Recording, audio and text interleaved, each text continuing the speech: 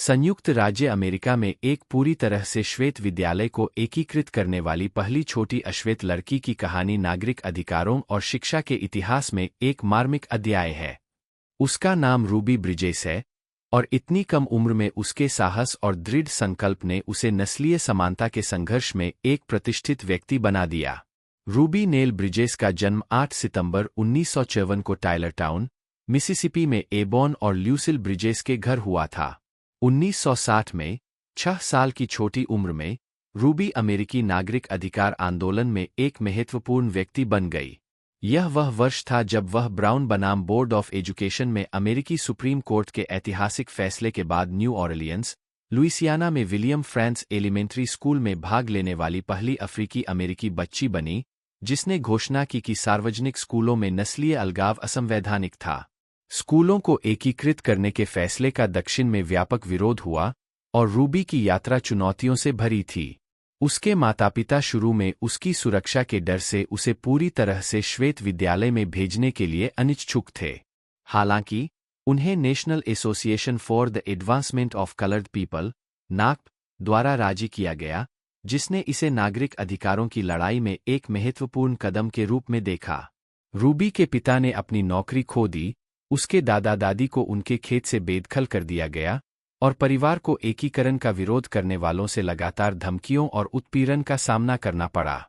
14 नवंबर 1960 को Ruby bridges ने अपना ऐतिहासिक कदम उठाया। अपनी सुरक्षा के लिए 4 संघीय मार्शलों द्वारा अनुरक्षित, रूबी गाली-गलौज और धमकियां देते हुए श्वेत प्रदर्शनकारियों की शत्रुतापूर्ण भीड़ के बीच से गुजरी। विशाल मार्शलों से घिरी एक छोटी, शांत लड़की की यह छवि नागरिक अधिकार आंदोलन का एक स्थायी प्रतीक बन गई। नॉर्मन रॉकवेल ने इस क्षण को अपनी painting the problem we all live with में कैद किया, जिसमें रूबी को उपहास और फेंकी गई वस्तुओं के बीच स्कूल जाते हुए दिखाया गया था। उसके पीछे की दीवार पर निगर शब्द लिखा हुआ था।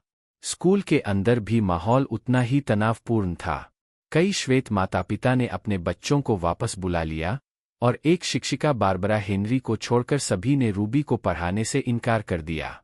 1 साल तक रूबी अपनी कक्षा में एकमात्र छात्रा थी, और श्रीमती हेनरी, जो रूबी के साथ दयालुता और सम्मान से पेश आती थीं, उसकी एकमात्र शिक्षिका थीं। दोनों के बीच घनिष्ठ संबंध विकसित हुए, और रूबी ने अलगाव के बावजूद शैक्षणिक रूप से उन्नति की। रूबी और उसके परिवार पर मनोवैज्ञानिक रूप से बहुत अधिक प्रभाव पड़ा। उसे लगातार सतर्क रहना पड़ता था, और उसके माता-पिता को निरंतर आर्थिक और सामाजिक नतीजों का सामना करना पड़ता था। हालांकि, रूबी की दृढ़ता और उसके परिवार के दृढ़ समर्थन ने उसे इस चुनौतीपूर्ण अवधि से निपटने में मदद की। बाद में रूबी ने याद किया कि कैसे उसने उन लोगों के लिए प्रार्थना की जिन्होंने उसे सताया था, क्षमा और करुणा के लिए एक उल्लेखनीय क्षमता का प्रदर्शन किया। रूबी ब्रिजेस की कहानी विलियम फ्रांस एलिमेंट्री में उसके पहले वर्ष के साथ समाप्त नहीं हुई।